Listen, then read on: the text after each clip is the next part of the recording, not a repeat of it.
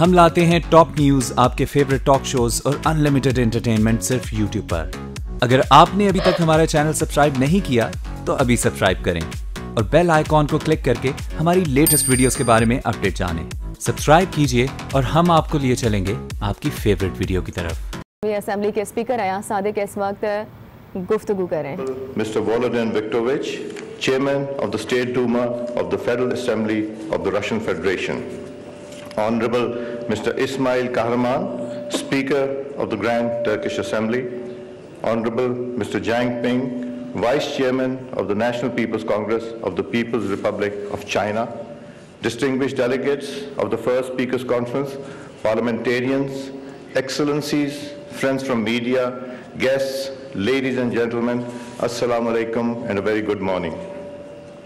On behalf of the entire Parliament and the people of Pakistan, it is my distinct honor and privilege to welcome you all on the inaugural session of our conference. It is a historic occasion that the parliamentary heads of our 6 nations gather for the first time in Islamabad to reaffirm their commitment to shared peace, prosperity, and to forge new grounds of mutual cooperation.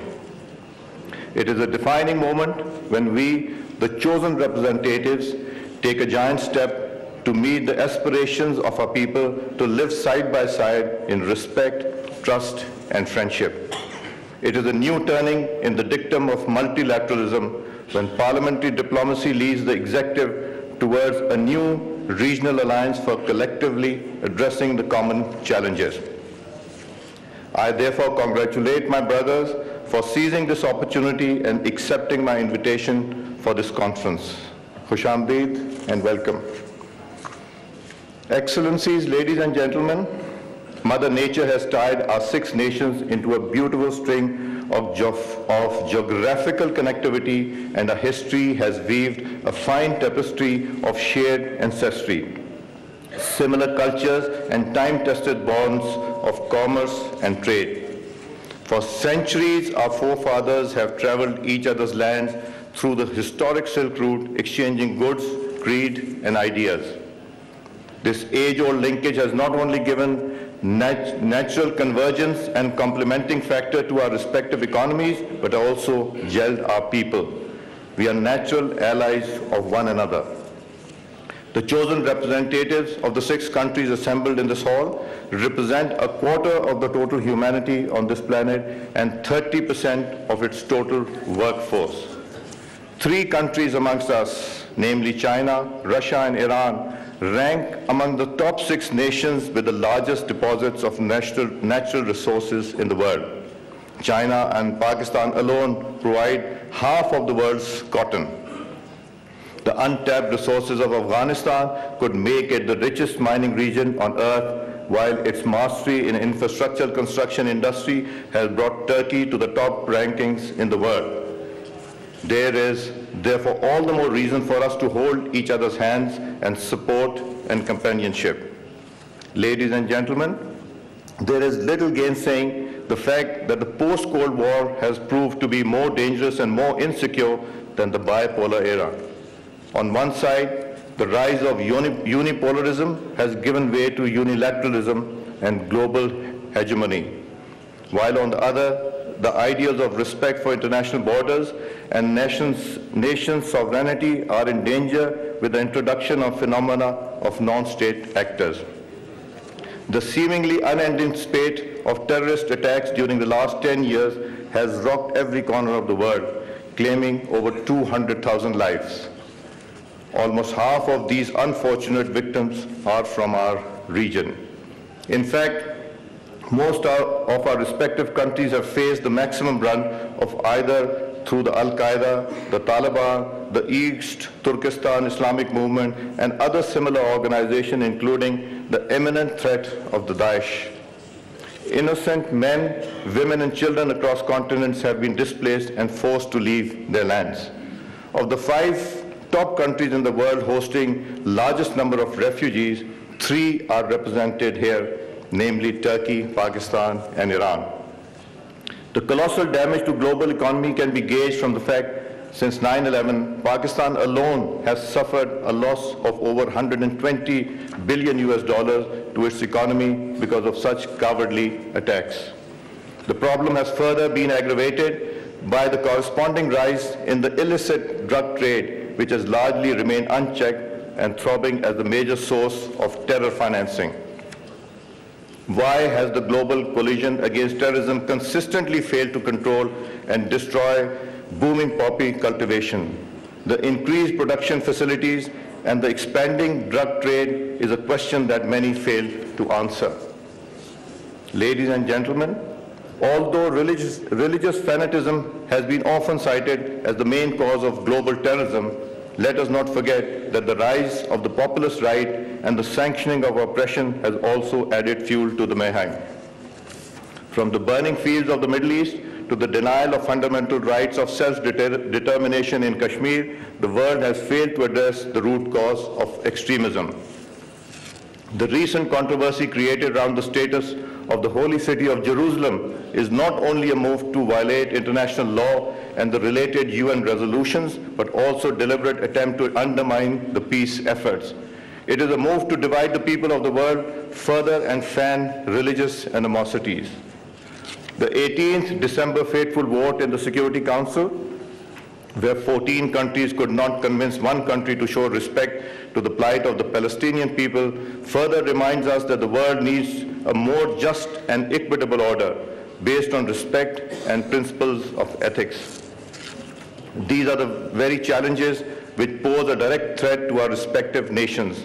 In fact, the very existence of our countries, our mosques, temples and churches, our schools and places of work, and our homes are under attack.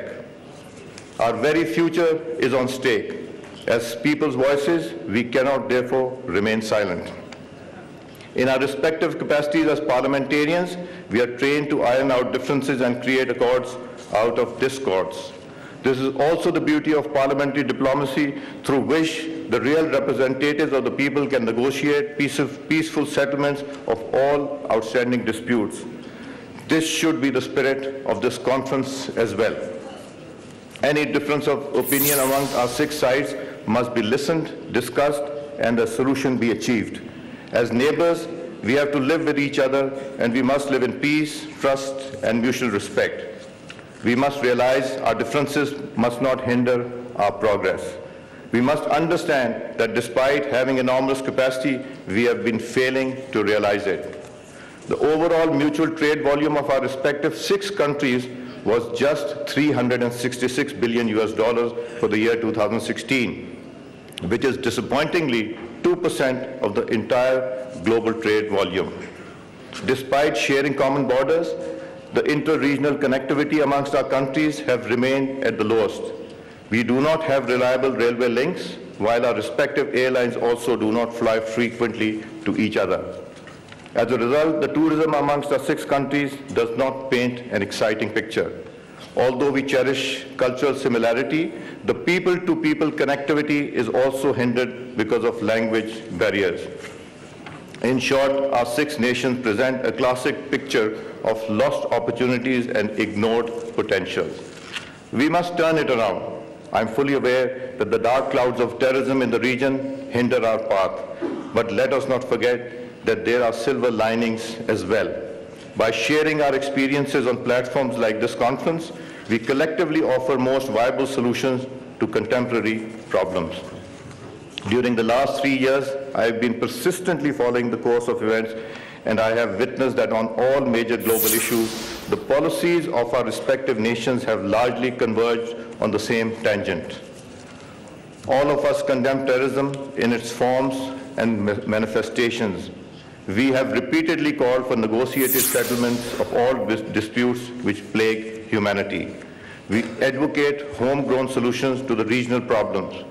This has convinced me that an alliance for progress is possible amongst our six nations. I am equally glad to report that in my numerous meetings spread over 3 years with my worthy counterparts, I found similarity of views. It was this encouragement that led me to propose the idea of this conference, which met with an overwhelming response last July when we all gathered in Seoul, Korea on the sidelines of the Eurasian Conference. I now propose that this forum should be given a permanent footing and our conference should become an annual feature.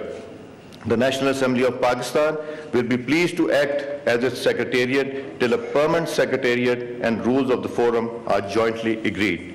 I also propose that the concerned Committee on Security, Commerce and Trade in our respective parliaments should meet periodically to ensure regular follow-up of our deliberations and continue to provide parliamentary wisdom to the executives of our respective countries.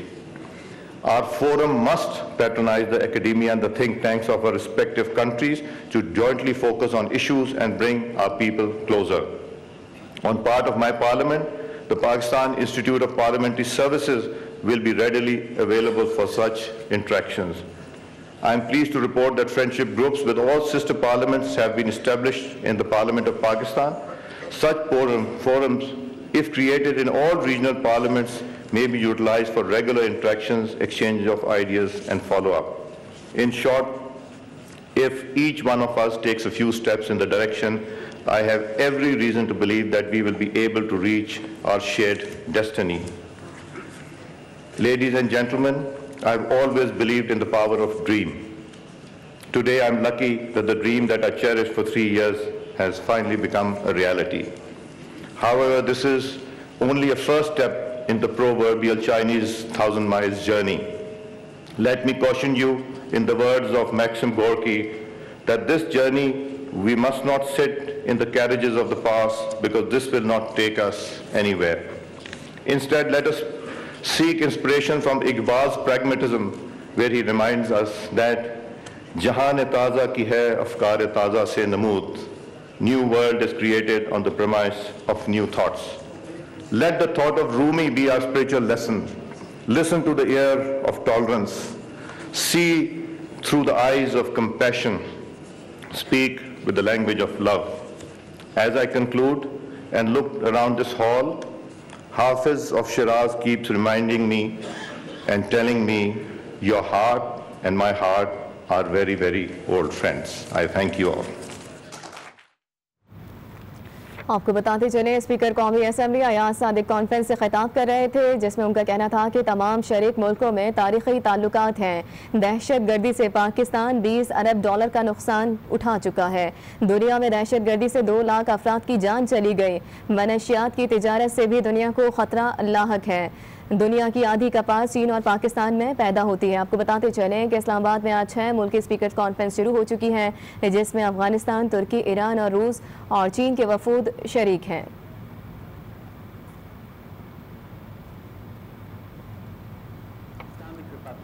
आपको बताते चलें इस conference में speaker कौमी assembly Ayaz Sadiq ने खिताब किया, जिसमें उनका कहना था कि तमाम तर शरीक मुल्कों में तारीखी ताल्लुकात हैं। दहशत गर्दी से पाकिस्तान को 20 अरब डॉलर का नुकसान हुआ। दुनिया में दहशत गर्दी से 2 लाख अफराद की जान चली गई। मनशियात के हवाले से भी उन्होंने बात की। उन्होंने कहा कि मनशियात की तिजारत से भी दुनिया को ख़तरात लाहक हैं। आपको मज़ीद ये भी बताएं कि दुनिया की आधी कपास चीन और पाकिस्तान में पैदा होती है, ऐसा कहना था स्पीकर कौमी